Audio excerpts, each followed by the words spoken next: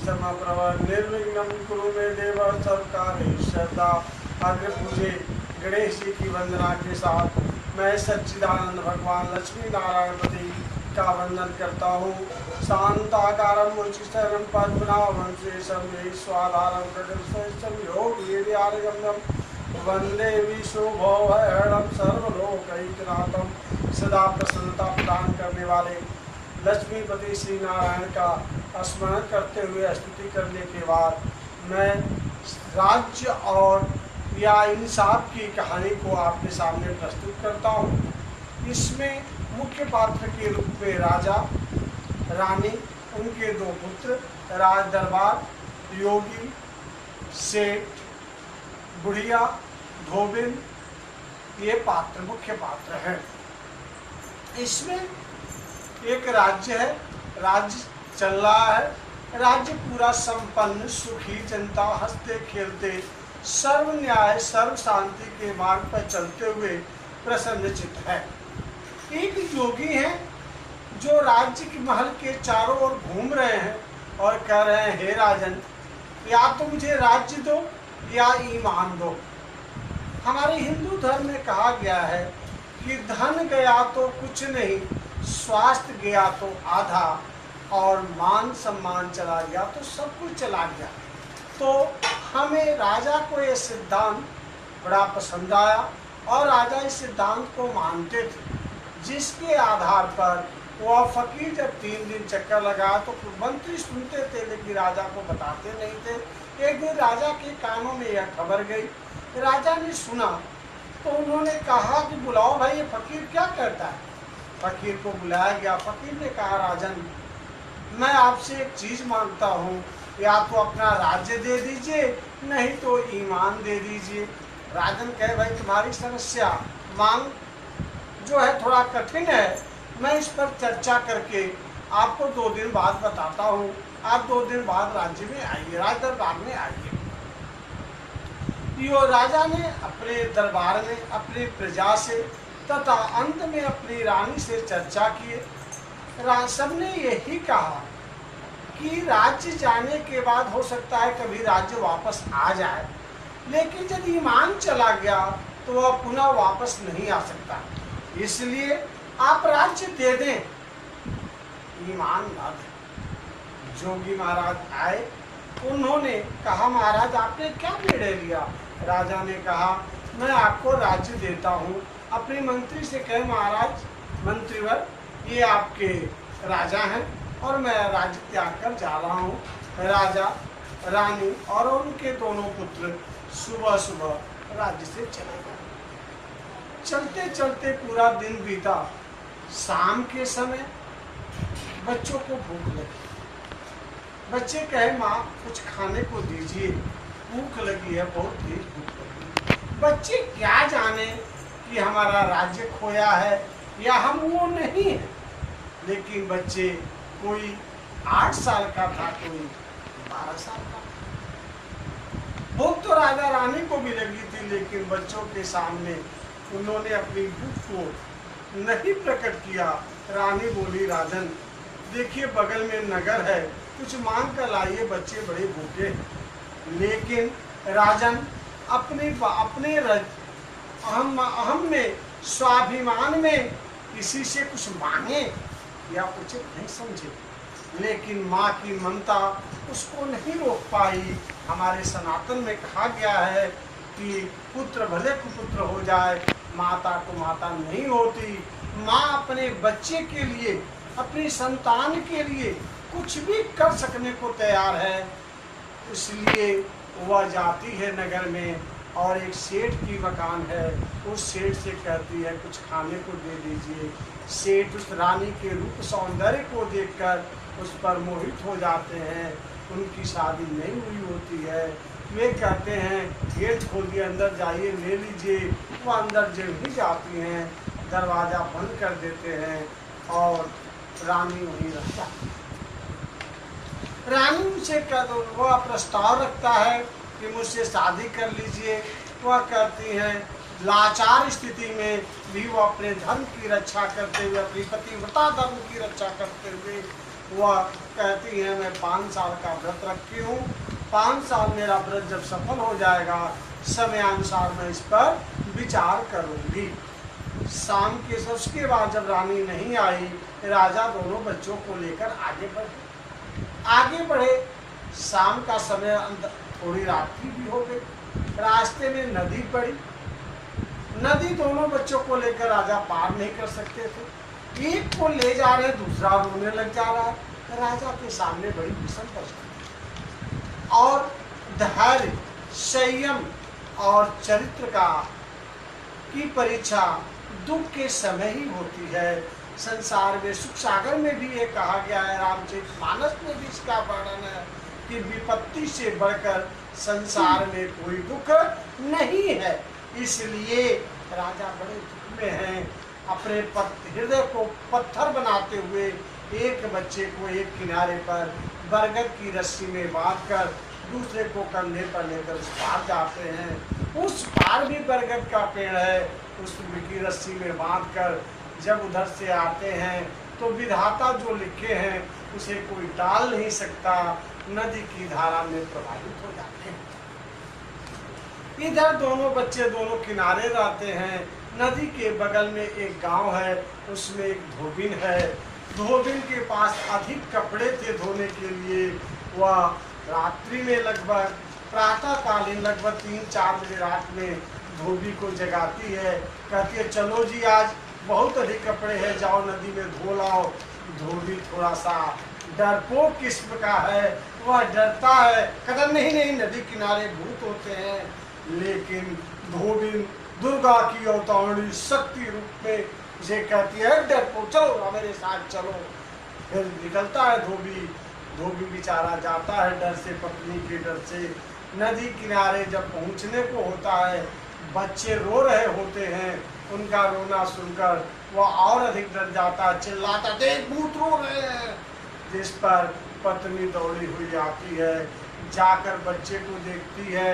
बच्चे को रोना देखकर वह को बरगद की रस्सी से खोलती है और उसके बाद उससे पूछती है। वो बच्चा बताता है। धोबिन उस पार तैर कर जाकर दूसरे बच्चे को लाती है। अब इस प्रकार से रानी सेठ के घर, राजा बहते हुए नदी किनारे एक गांव में जाकर भरभुजनी के घर पहुंच जाते हैं। उसके घर काम करने लगते हैं, दिन भर पत्ता इकट्ठा करते हैं, उसको देते हैं।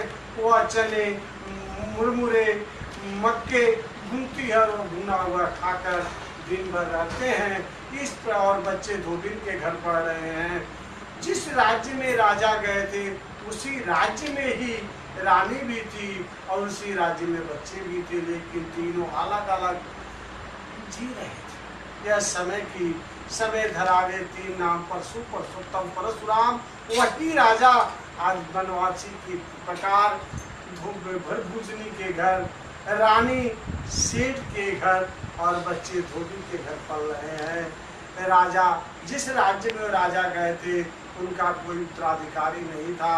उन्होंने एक महासमारोह किया और हाथी के गले में माला दिया कि जिसके गले में माला डाल देगी उसे ही उत्तराधिकारी घोषित कर दिया। राजा भरभुजनी के जहाँ जो रहते थे वह उसके घर पहुँच, वह भी जाकर भिखमंगों की लिस्ट में बैठे हुए थे। हाथी को जब माला दी गई वह लाकर उन्हीं के गले में डाल दी। राजा ने पूछा भाई तू अपना इतिहास बता। उन्होंने बताया, कहा चलो तुम तो राजा ही हो, समय के मारे हुए हो। उनको राजा बनाया और जब राजा बनने के कुछ समय उपरांत 1-2 साल बाद राजा ने महायज्ञ किया। उस महायज्ञ में राज्य के लोगों ने उपहार के रूप में राजा को दिया। वह धोबिन उन दोनों बच्चों को, जो बच्चे 5 साल में बड़े हो गए थे, 4 साल में, उनको दी। वो दोनों बच्चे, लेकिन न राजा जानते थे कि मेरे बच्चे हैं, न वो बच्चे जानते हैं मेरे पिता हैं। वैसे ही पड़े थे। लेकिन उसी दिन, यज्ञ के दिन, सेठ भी व्यापार करने के लिए कहीं जा रहा था नदी में। नदी से होते हुए उसी नाव में रानी भी बैठी हुई थी। सेठ रात होने के कारण वह राजा के पास आया और कहा, महाराज मेरी नाव में सामान है, मैं चाहता हूँ कि रात में मैं आपका यज्ञ देख सकूं, उसे देखभाल की चिंता है आपकी। राजा ने अपने उन्हीं दोनों बच्चों को बंदूक दिया और कहा, जाओ उनकी रक्षा करना। हमारे यहाँ हमारे पुरातन जन्म से लेकर अब तक के लिए दयाल शिवी, मानधाता, रघु, ये सभी, दधीची ने तो अतिथि का सत्कार के लिए अपने शरीर की हड्डी दे दी, शिवी ने कबूतर के लिए अपने शरीर के मांस काट कर दे दिए। शरणागत की रक्षा करना परम कर्तव्य है, इसका ध्यान रखते हुए राजन ने उन दोनों बच्चों को वहां भेज दिया। जब दोनों बच्चे गए तो छोटा वाला भाई कहता है, भैया हम लोग कितने दुर्भाग्यशाली हैं कि दूर दूर के लोग आकर यज्ञ देख रहे हैं और हम लोग यहाँ नदी किनारे आकर इस नाव की रखवाली कर रहे हैं। बड़ा भाई कहता है, तू भूल गया, तुझे याद नहीं है हमने एक राजा के लड़के थे, पिताजी ने राज्य दान दे दिया, हम लोग जब चले तो हम लोग के भोजन के लिए माँ गई तो माँ कहीं रह गई। शाम के समय पिताजी रात में नदी पार कराए तो इस पार रह गया, मैं उस पार रह गया, पिताजी कहीं पानी में बहकर चले गए। हाँ, चले गए तो उससे आज तो अच्छा ही है कि हम बंदूक लिए हैं, पान खा रहे हैं, पहरा दे रहे हैं। रानी जब इस बात को सुनी तो वह समझ गई कि ये मेरे ही बच्चे हैं। माँ को अपने संतान के प्रति प्रेम उमड़ आया और वे अंदर से ही उबती हुई, रोती हुई, सिसकती हुई, उनकी आंखें सूज गईं। सुबह जब सेठ आए, देखे रानी की आंखें सूजी हुई हैं। उन्होंने कहा, बच्चों ने, हाँ बच्चों ने मेरे साथ व्यवहार किया है, क्योंकि राजा के पास जाकर मैं अपने बच्चों के साथ तो अपना जीवन जी लूंगी, यह सोचकर रानी ने उस समय यह बात कह दी। सेठ राजा के पास गया और जाकर कहा, महाराज आपने जिन दो बच्चों को भेजा था उन्होंने मेरी पत्नी के साथ दुर्व्यवहार किया है, उनको सजा मिलनी चाहिए, मुझे न्याय मिलनी चाहिए। उन दोनों बच्चों को बुलाया गया, राजा ने बुलाया, रानी को बुलाया गया, राज दरबार लगा। राज दरबार में उन दोनों बच्चों से कहा गया कि आपको अपनी सफाई में कुछ कहना है। दोनों बच्चों ने कहा, हाँ। बड़े बच्चे ने, भाई ने कहा, हाँ हमने रात में कुछ नहीं कहा कि मेरा छोटा भाई बोला कि हम लोग कितने दुर्भाग्यशाली हैं कि सब लोग यज्ञ देखने आ रहे हैं और हम लोग यहाँ नदी के किनारे नाव को देख रहे हैं, यह कितना बुरा हाल है। तब मैंने समझाया इसको कि हम एक राजा के बेटे हैं, मेरी राजा ने फकीर को दान कर दिया राज्य, माँ भोजन लाने गई, वह उधर रह गई। पिताजी हम लोगों को नदी के किनारे एक छोर पर तुझे और एक छोर पर मुझे बांधकर पानी में बह गए। वह दिन तुझे नहीं याद? आज तो कम से कम हम लोग बढ़िया खा रहे हैं, बंदूक लिए, पान खाए, यहाँ पहरा दे रहे। जब यह बात उसने कही, माँ की ममता उछल पड़ी और माँ ने दोनों बच्चों को पकड़ लिया, कही ये दोनों मेरे बच्चे हैं, इनकी दुख में मैं रात में ये बात सुनकर सिसकती रही, रोती रही।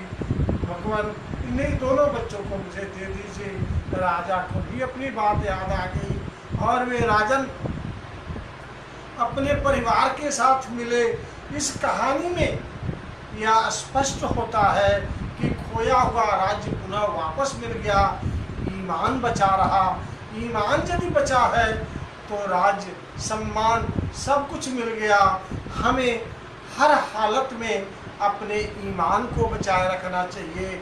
ईमान का तात्पर्य अपने धर्म से है।